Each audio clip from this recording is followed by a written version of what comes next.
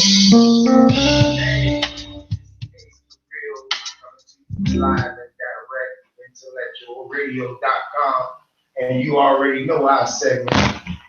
Another perspective. We got some things going on. I got my boy Chris and my boy Marcus Walls. You feel me? Our boy K is not here today. You know, he taking care of business, but you know, much love to him. Shouts out to him. Get it together, brother. You know how it go. Well, you know what I'm saying? We got a lot of things we got to talk about today, you know. What's that? Go ahead, represent. What's cracking, lacking, and stacking, everybody? It's Brother Maurice. I'm here with Brother Ace, Brother Chris, www.intellectualradio.com, and I'm coming at you live on Facebook. How you doing, Nikki? And one of the things I want to talk about today on this platform, on another perspective, is the spending power, the so-called $1 trillion spending power in the Black community. And it amazes me how the media promotes this whole ideal that Black people have $1 trillion worth of spending power. But where's this so-called power at? And if we have $1 trillion worth of spending power, why are so many Black people in poverty? And if it's spending power, it's a power to affect what? Does it affect policies? Is it the spending power that will we own companies, or do we, do we affect legislation? What is this spending power? And I'm going to give you some more insight on my particular perspective, but I'm going to share it right now. I'm going to share the wealth with these brothers right here. So who would like to go first? I'll go first with the what's going on, peoples? This is your boy Chris Davis. Hey, Ryan. What's up? We're live on Facebook Live. Again, www.intellectualradio.com from another perspective. Again, what we're talking about, which is of how in the Black community there have less poverty and spending money. My thing with the community in the Black is dealing with lack of education. So they don't acknowledge like how to budget their money, far as what they're going to see themselves doing after they retire. So what do you see yourself doing like around 50, 60 years old? Awesome. If you're going to send your kids to college, or saving enough funds so that way your money can be passing on down to generations. So it's a difference between being rich and being wealthy. Yes, so absolutely. Being rich is, I'm gonna break it down to being rich. Being rich is you well known and you helping out far as financial situations. You got to pay your lawyers, getting out of debt.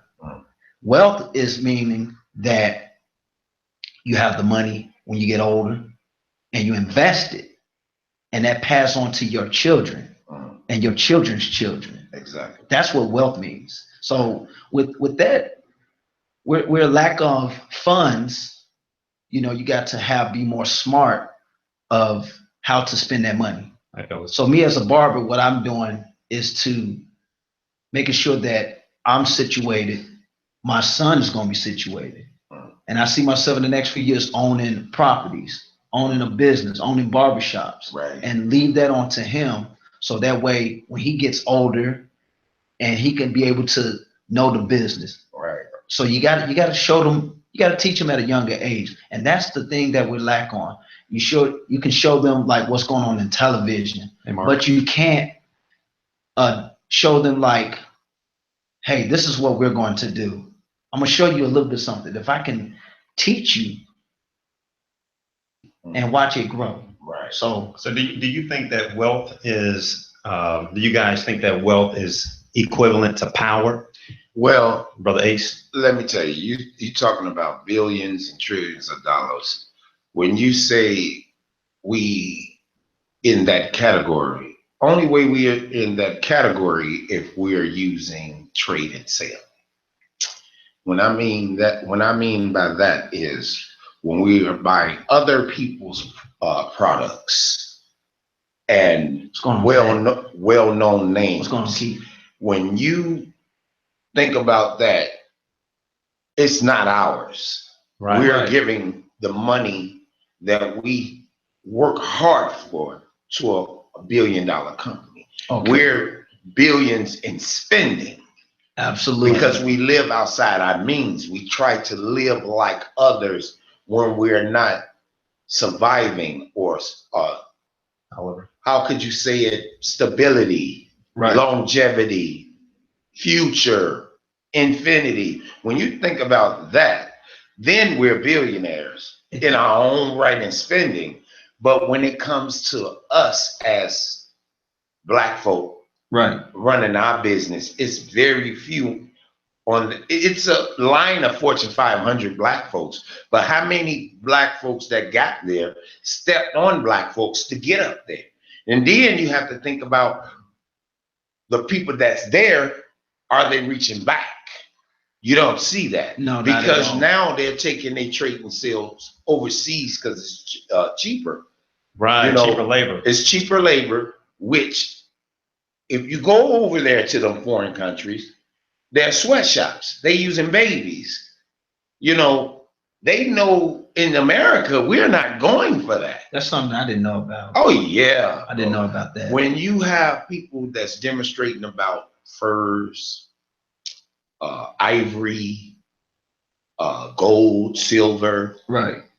blood diamonds, that's the trillions, because we want to bling out. We want to wear those gator shoes. We want to wear those furs. We want to wear those silks and everything. Yes, we're rich in that, but actually that's materialistic. What you're looking for is something longevity.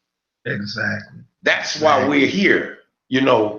That's why our show is called Another Perspective, IntellectualRadio.com. Absolutely. That's the reason why we're here, so we can have another perspective on how to micromanage ourselves. Right. Get out the limelight trying to be someone that we're not. Get out of that. What we are trying to do is equip people with the knowledge of stability. Right. Take care of home first. And once we take care of home. It sounds like we got to call them. No, okay. So when you take care of home, take care of children, education is the power. Because if you educate yourself, if you get what the Chicago Public Schools is offering, seek more. Don't just take what they give you. Go beyond that. Look at the essence of that.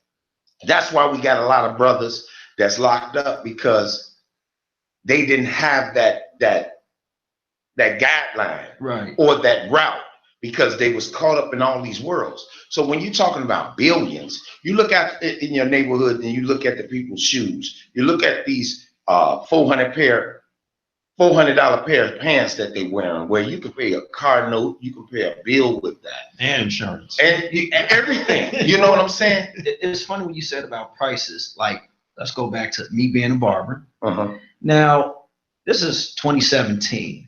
Now you got some cats some barbers be cheaper, some barbers are expensive.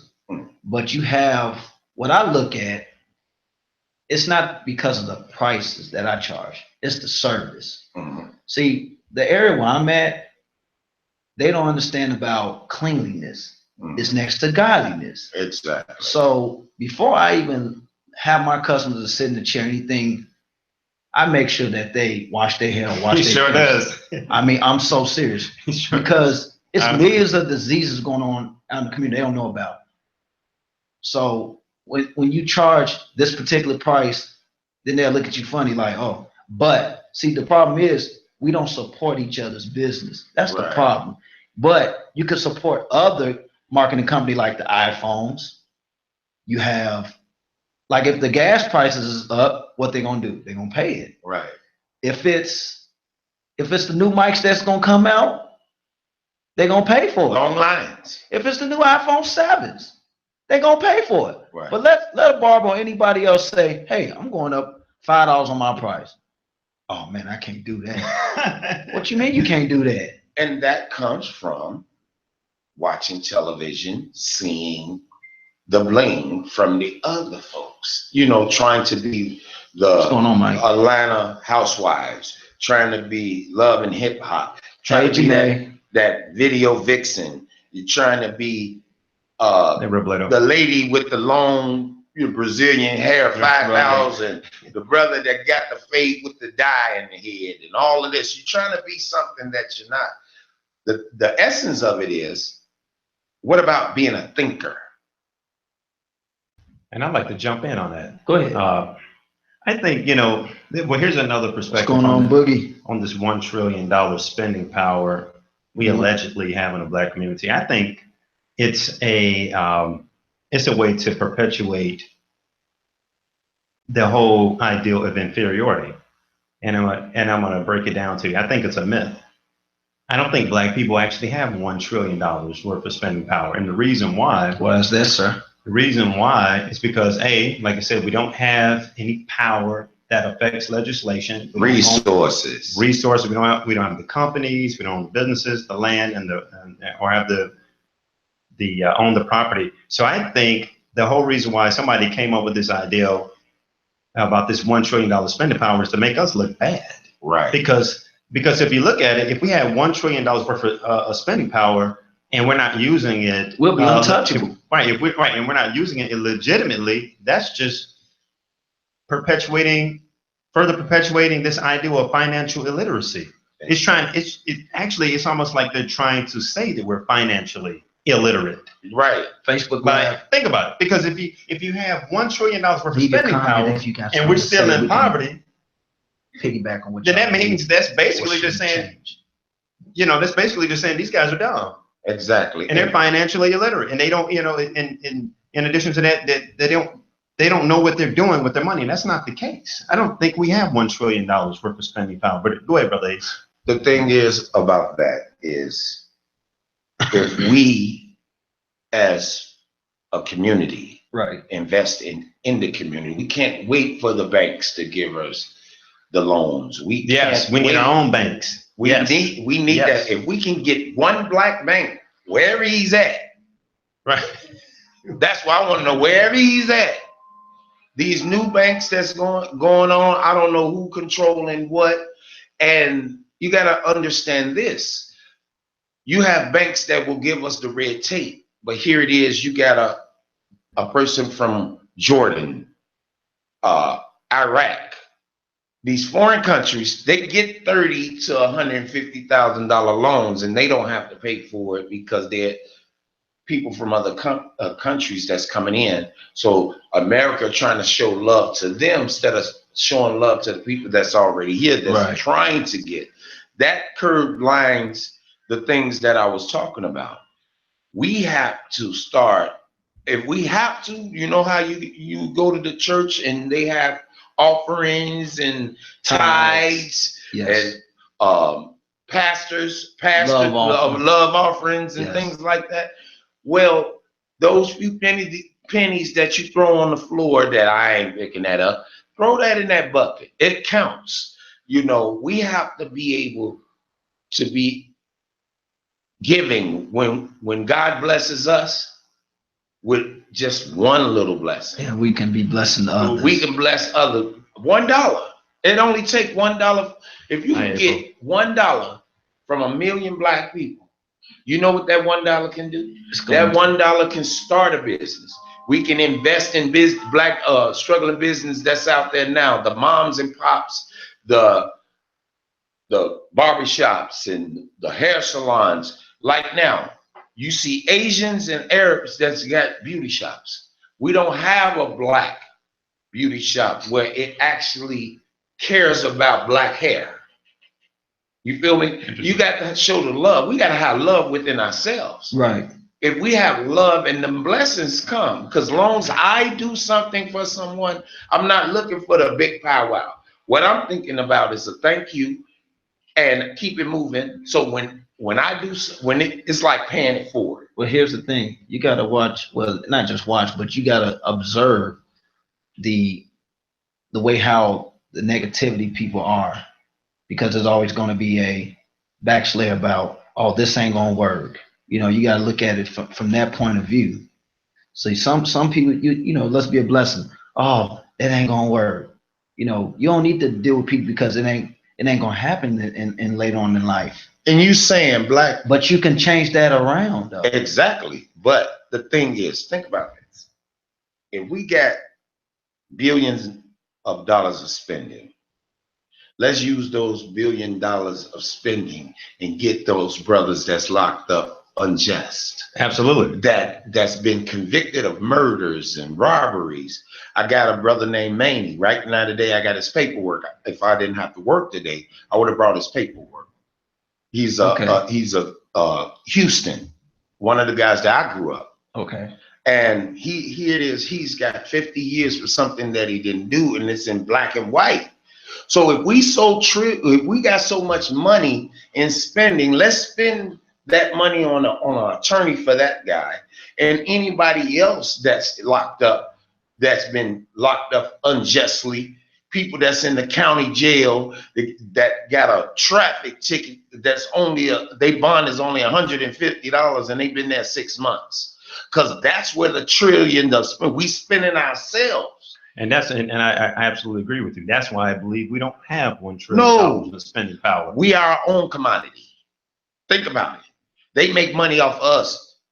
It's been going on for 400 and some years. So now, yes, we are the commodity. We're spending our time and effort and our youth and our experiences and education into. And that leaves us with whiplash. Exactly. So that we broke. So people, what we're coming at you today on another perspective, we want to publicly dismiss this whole notion that Black people have $1 trillion worth of spending power, because we don't.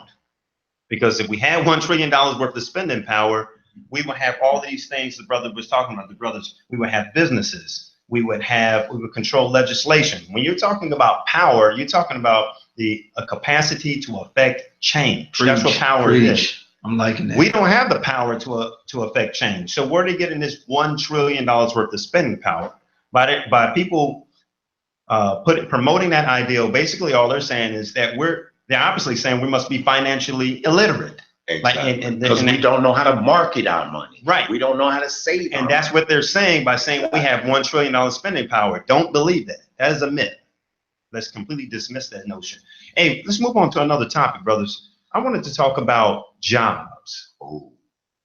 Community specifically. We're talking about the Black community today, and we're not leaving other communities out of the picture right now, but we have to focus on self right now, because this directly impacts our people, our ethnic group. I don't want to say race, because I told you I believe in the human race. I don't believe in that separatism stuff. But I want to talk about jobs, because right now, I think one of the reasons why we have so much crime and we have so many issues that we have in our community, brothers, it's because we don't have any jobs. So I'm going to give a perspective at the end of what these brothers say. So who wants to take the I'll take it. Go ahead. Brother. Okay, first and foremost, the jobs is scarce. If you're not skilled, you're not getting a job. That means you have to crawl for your walk. When I say that, think about this picture. The average 30 and 40-year-old guys that's very knowledgeable, think about if they haven't had the experience in the work field, at least give them an opportunity to grow. What that being said, a brother that goes to work at McDonald's or Burger King or something like that, yes, it's a blow to your gut, because you feel that's the lowest job on the totem pole, is flipping burgers or whatever. My perspective, another perspective is, learn the store. If you learn it, I mean, from the cash register to the stock, you'll be dependable. You believe me, that job gonna have snafus where people is not gonna come in. People are gonna quit because it's the summertime.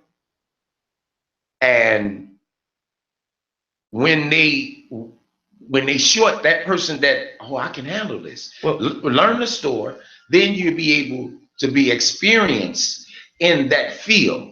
Then when the managers and the supervisors keep boasting your name, saying being dependable, Marcus will come in, call him, he'll come in, he don't care. Marcus, can you you come in to do this shift? No problem, because that's a hustle game. Right. The same way you hustle on the street is the same way you take those low budget jobs. Take those little 50 cents and those 75 cents. Because after a while, in the more hours, yes, taxes get you, but you're being dependable. So that means you're elevating your game. You can elevate your game on illegal stuff, elevate your game in something that's legal. That's legal. Now I got something for you on that. Now that just brought up to the telemarketing, and I was thinking the same thing that he just hit on point. So the question is, do you think we have less jobs or more jobs ever since Obama left the office? I think we have more because of me. I'm gonna say that for experience. Okay. Great question. I went from And Facebook Live, chime in. chime into what you think about with the jobs. Do you think we have more jobs or less jobs since the departure of President Obama, for a former president? Well, he's still gonna be our president. Right. In the dough. But the answer to that, I think we do. It's minimum, but it's there. But like I said before, skill. You got to have something that's gonna captivate that boss or that administrator or that supervisor's eye to give you an opportunity. Right. Okay. We have me. I'm just gonna tell you about me. I went from construction, and you know how construction is. A lot of these big time construction companies, they don't like to see a lot of black people making $40 and $45 an hour. They want you to be in that low double digits, 11 to 12. So when me and my little brother got into the union and started doing construction, when they laid off for a few weeks or whatever, the union give you an opportunity to go train to be a skid steer, bobcat operator, learn how to weld, and they have quick classes where you got to go in there for a week and just learn the basics. And as you grow on the construction company, Right. if they call you back, then you learn with the more experience too. After that went on, I went back into the healthcare field, which I was a maintenance director, because I took my carpentry skills and my labor skills and combined the two of those and was able to fix call lights, fan motors, ACs. I didn't learn that going into school. I learned watching. So you got to be aware of your surroundings at all times. So when you see a person that doing air conditioners, water tanks, you look over their shoulders, have a conversation, but at the same time, you looking at what he's doing and you mock that. Right. So basically what you're saying, Brother Ace, that you feel that these, especially like the young brothers in the community, they really need to up their skill set. Exactly. In order to be marketable and in order to get jobs. And I absolutely agree with you. Absolutely, because of the fact that if you want to make more money, or if you want to sustain a good living, I think you really have to learn the skill. You gotta have a skill. Yes. And that's not downplaying nobody that's not skilled. I agree. But you're encouraging them. But you say for instance, a trade. Another instance. Go ahead. UPS. You know you're only stacking boxes, you're making walls, and you're making it. But if you get it to a point where you can stack that truck within 2 hours instead of the 4, they will say, hey, you want to stay on a little more? You want to do this shift? We short. Oh yeah, if you got it in you, if you hustling, this is how you hustle. The game don't change, the product do. So if you got that hustle mentality from the street, use it in, be the best wall, you know, best painter, house painter, everything. Right. You know, bricklayers and paint it.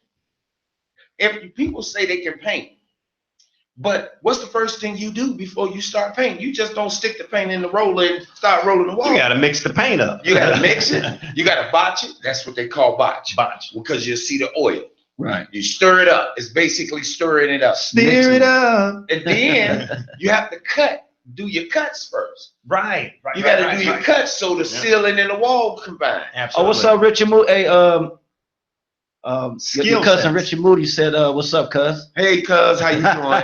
You know, we having this convo on the radio. You know, we used to play high school ball together. Oh yeah, that's what he told me. Yeah, we talk. That's my blood. Cuz. Guys, please tune into us. We're at www.IntellectualRadio.com.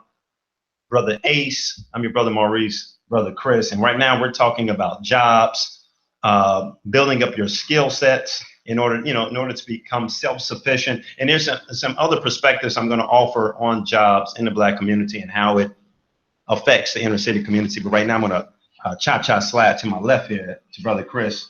Chris, give us some insights and perspectives on jobs and how it affects the community and piggyback on that question. Remember you had right. Did it change? Well, with Ace and yourself, brother Ace was mentioning about, yes, it did change.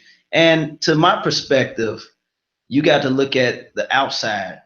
See, with the youth, we're just gonna focus on the youth because again, there's a lot of violence that's been going on. And then you got to look at it. The weather is changing. Yeah. You got to look at your surroundings. Right. Be cautious, but at the same time, you got to be more stern with our youth because they a hard head is a soft behind. Right. And you know how you do that?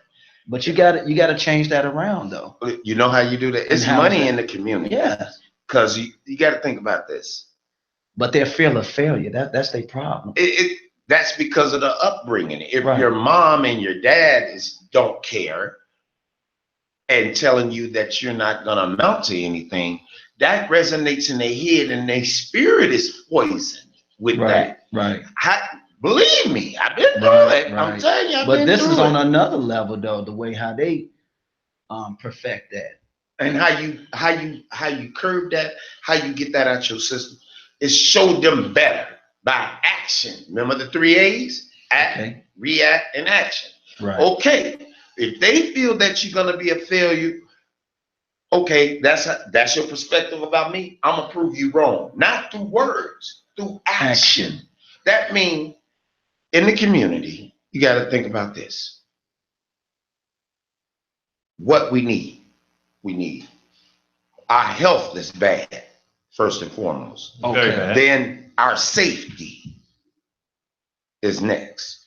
Okay. Then you have to worry about people that's hungry, that don't get the 3 meals a day. They might get a half a meal, and I've seen that. So how you invest in your community? Here, soup kitchens. Yes. Okay. Everybody in the community get a link card. Everybody in the community got a little job or something. Use $10. You get 20 people with $10. You don't go to the store and you think, what could we do to feed these people?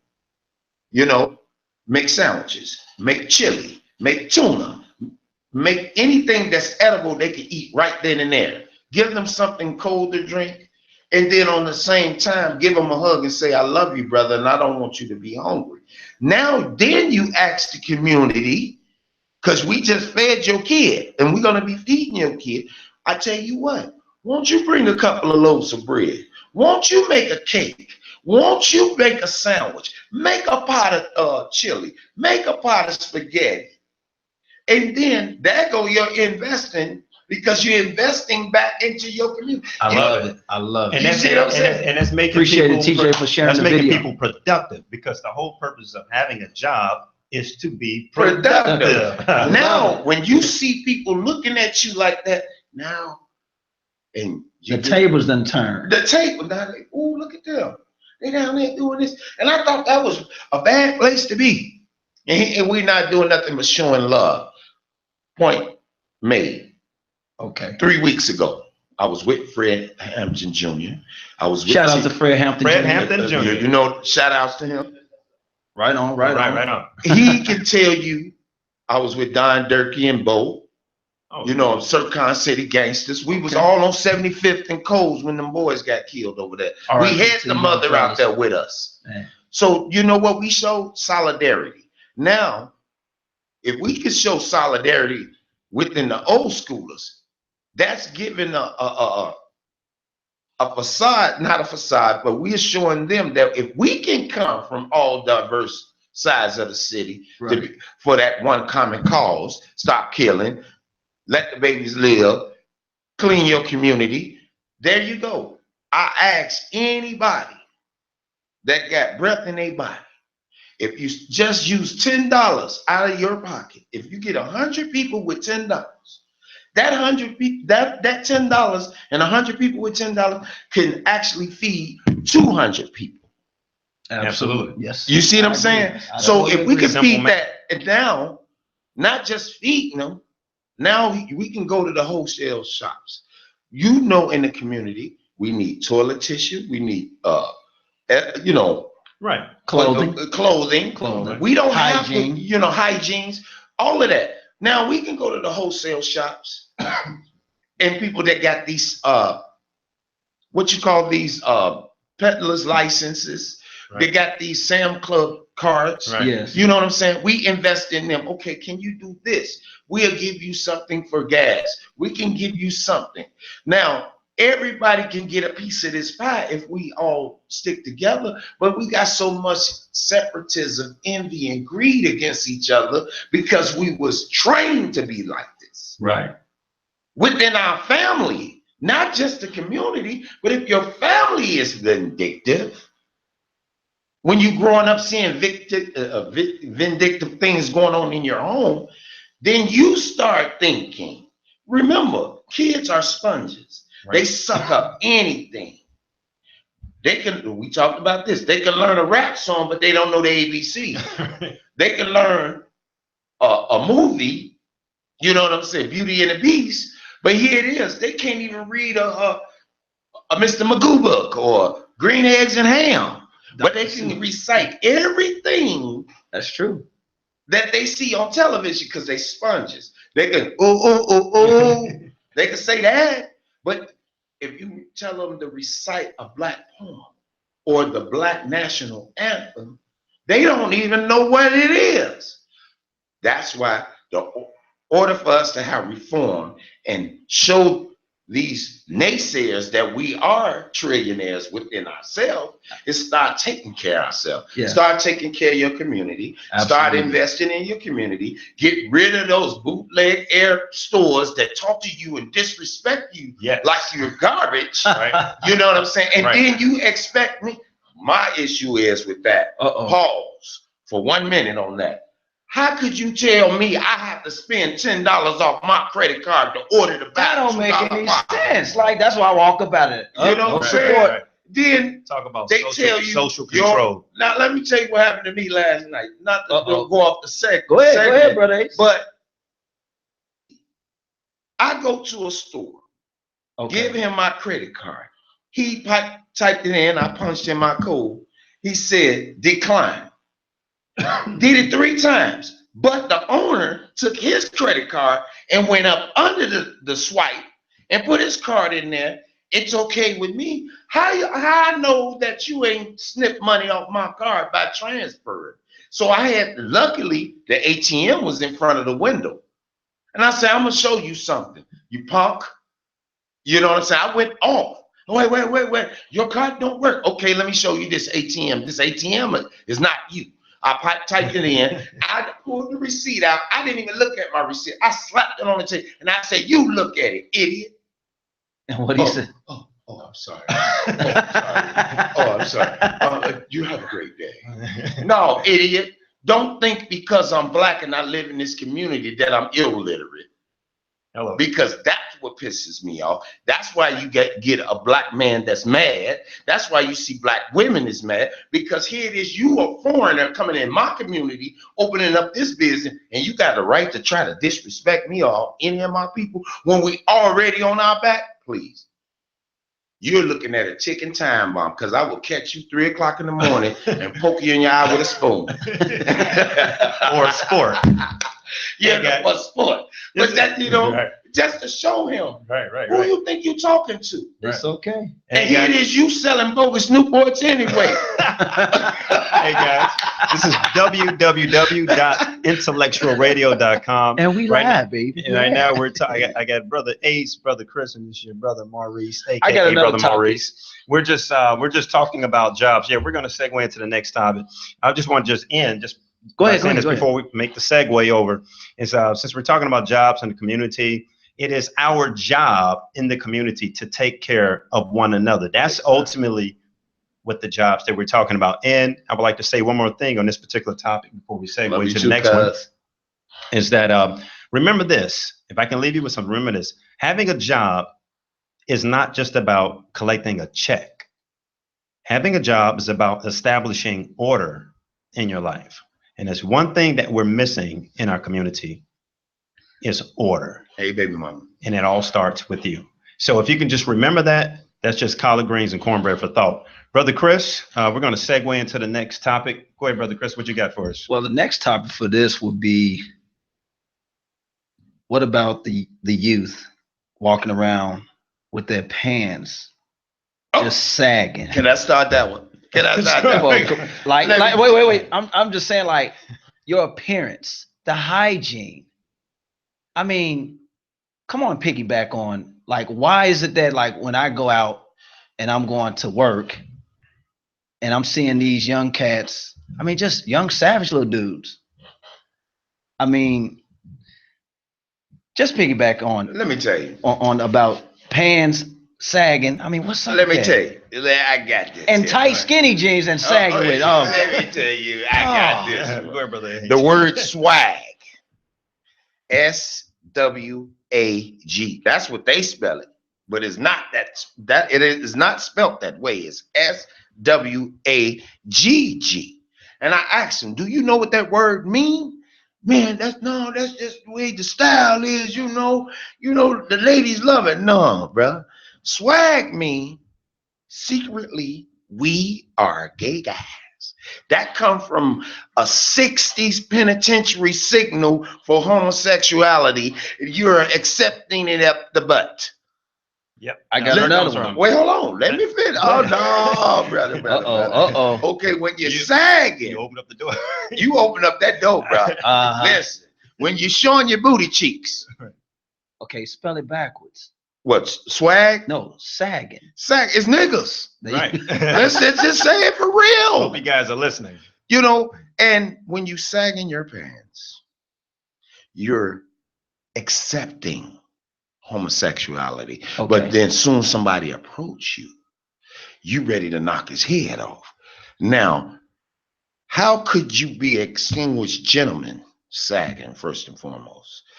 And your appearance is everything because you have an image. And my granddaddy and all my uncles wear suit and tie men.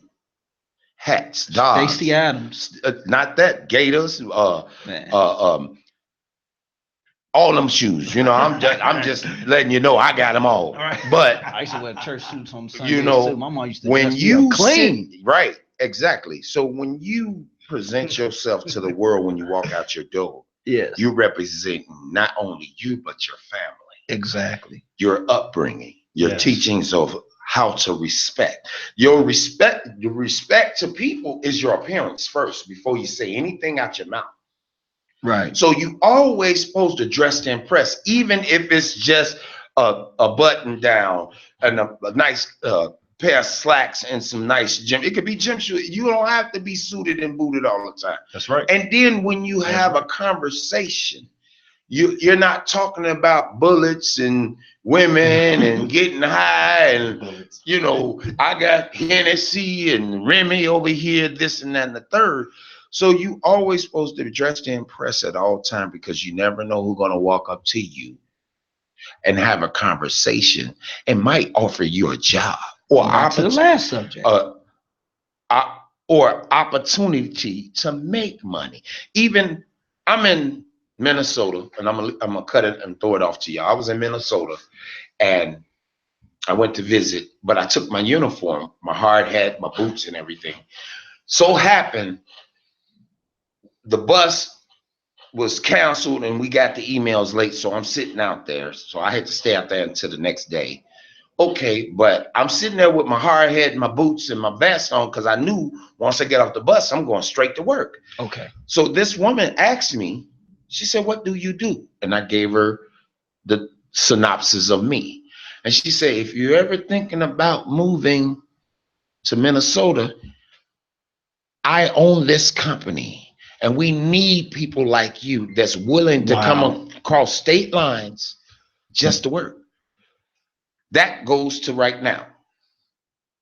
When I got a job, when construction got funny, I went into the basically nursing homes as a maintenance director. Okay. Okay.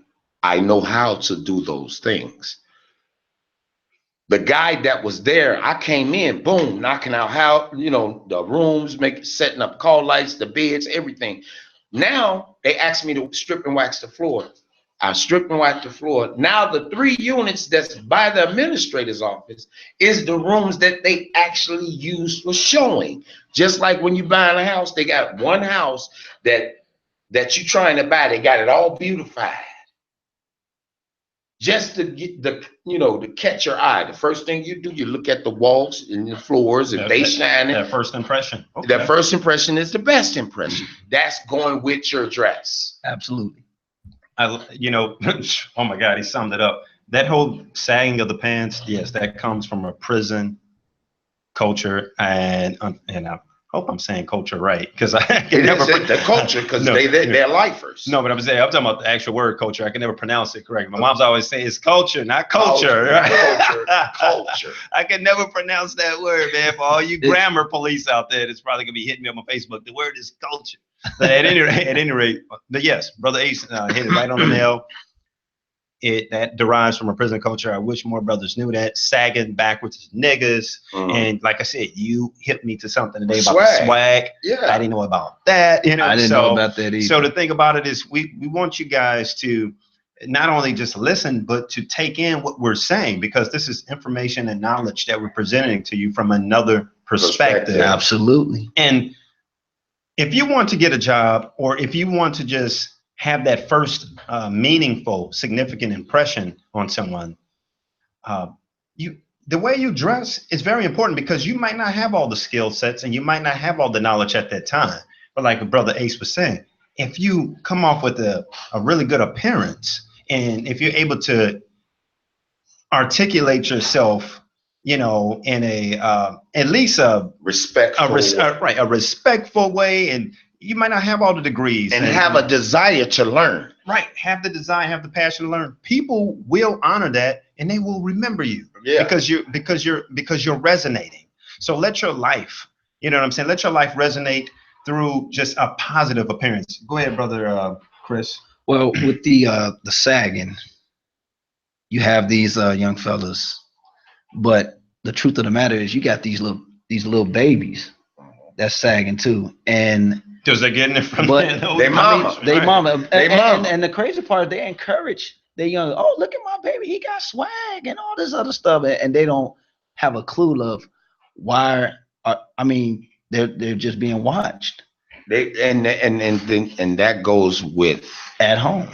That's going with the upbringing of the mother and father too. You got to understand that. Right. You want him to look nice. You want him to what they call it. Do you want him to stand out? And you know what? As a kid, I remember this right to this day. When I was a kid, like every Sunday, my mother used to dress me up head to toe, like I'm suited and booted, like every time. Sunday comes, church door open, I come in. They were, oh my God, he is so clean, so immaculate. I like this young fella. They always give me $1 every time. Okay, let me throw something at you, time. Chris. Let me, and all my people that's out there, Facebook Live, that went to DuSable like me and Chris did. Think about this. Dr. Hammerlin had a social group. Sophisticated ladies and gents. Sophisticated. Does anybody, from all my DuSable people, do anybody remember Dr. Emil Hammerlin bringing out the sophisticated ladies and gents? Please comment on it on Facebook Live. He taught you. He taught you how to dress. Taught you how to your vocabulary words. Yes. Enunciate your vocabulary words. How to walk. How to sit at the dinner table. How to model. How to model. Oh my God! Like, and he taught the brothers, all of us. Excuse me. He taught all of us how to stand, and people look at us, not look down at us. And Look because where we eyes. live, that don't dictate Exactly. where we're gonna be in the future. You know, Absolutely. my mother used to tell me, and I can remember this all day. Look them dead in their eyes. Look, because that creates fear in you. right? Because when you stare at them in their face, that creates respect. Right. They intimidated. They're intimidated, exactly. So if I'm looking at you, that goes to for a job interview. You can't be looking down and say, "Well, I'm just here for the job." And no, you got to look at it like, "Look, how you doing, sir? My name is so and so. I'm here for this job opportunity, and I'm willing to do whatever it takes to be on your team." Exactly. So sell yourself. Sell yourself. Hey, advertise. And that's what pimps do. And that's what pimps do, though. Yeah. They sell themselves? You are the CEO of your life. Exactly. Your life is a business. It is a company. And how you represent that business, that's going to dictate, you know what I'm saying, what type you are. It dictates who you are, and it also dictates how much business you get. And all that cannot be possible without confidence. Right. If it wasn't for the man upstairs. Yes. Well, see, that's a beautiful segue right there. We're gonna well, by the way, as a reminder, this is www.intellectualradio.com. Another perspective. Brother Ace, Brother Maurice, and Brother Chris, your panelists for today. Brother Kareem, give a shout out to you, bro. 100K shout out. Working for that Apple, getting that money. I see you, boy. Gotta work. That's why God created work. So you would know the meaning of success. Think about it, fellas. If God never created work, how will we know what success How the meant? pyramid's being built. Right. So check this out. That's a great segue. Chris mentioned something that is very important. He was talking about the mindset. It's all about that mindset. So that segues us into mental health. Right. Now, ending the show, I would like to first talk about the mental health aspect of it, because I think the reason why you were saying that, what's the gentleman's name again from your school? The Dr. Hamblin. Dr. Emil Hamblin. And what was the name of the social group again? Sophisticated Ladies and Gents. Right. Now, in order to become a sophisticated lady and gent, you have to have the mindset to become a sophisticated lady and gent. You're sophisticated. That means you're not how he used to say it. But you see what I'm saying? Yeah, exactly. Right. I'm feeling it was a word that he used to. We're not the regular pro quo type of people. We're our own. We got our own world, our own mind. People look at us and they think we're just killers, because we was from the projects, and he walked it. He was like the mayor. He was the Piper of all the projects. Exactly. The Pied Piper. He was the original Pied Piper. The original. So he gave the great mind. He gave me that. He made you think outside the box. Yes. Yes, we are in this segment. Dr. Emil Hamblin. Yes, we here, but our mind don't have to be here. We can go beyond the scope of where we at. So I use him as an example. You don't have to be where you're from. You can inspire the people where you're from to get where they need to be. Yes, sir. Right. So I'm gonna let y'all handle that. No, I love it, because President Obama, or former President Barack Obama, he was just in town. What was that, yesterday? And he mentioned something like that. I'm just gonna paraphrase. He said something about where you be is not like where you're going, or something like that. You know. Okay. So it's like synonymous to like what you just said, and that's very important, man. And see, the thing about it is, the way that our image has been shaped, it's really been shaped through the narrative produced by the media. Right. And see, the media is the one that's perpetuating these ideals about Black people. We're saying that we're killers, and we're this and that. And unfortunately, a lot of African Americans and brothers and sisters have taken on those ideals and those thoughts because of the fact that What's up, 100K? What does the media promote? The media promotes images of murder, death. Every time you turn on the news, like this brother you're telling me about, this gentleman, this instructor. I never heard of this brother. I like the whole gist of that particular social group, sophisticated ladies and gents. But we don't hear that on the news. No. What do we hear on the news? Violence, and killings. Don't get me wrong. We have to shed a spotlight on it, but that's the only spotlight that's being shed. That means that we're not approachable. They already given us a, how you could say, you know how you do your resume? Right. They already gave us a resume from off one person's act. Absolutely. Or a few people's act. Okay, yes, we're mad. We're frustrated. We're broke. We don't have jobs. We don't have the health care. We don't have a lot of things. I understand that, yes. And sometimes we want to blow. But remember, we have the power of vote. And you start from your alderman. If he and she is not doing what he's supposed to do in the community, they gotta go. Get out of there. They gotta go. Because yes, a lot of people say, well, our vote don't count, this and that, and the third. But when it comes down to our community, yes, it does. Absolutely. Because we can always put somebody that's in the forefront, that's willing and able. Look how, and when you think about this, it's possible. If Obama could come from a street level of education and promoting himself and doing the footwork, and he could come from a street person, an unknown person, to the president of the United States, anything is possible. It's all a mindset. Not giving nothing to Donald Trump. But think about it. He's an illiterate businessman that became the president because he sold a dream.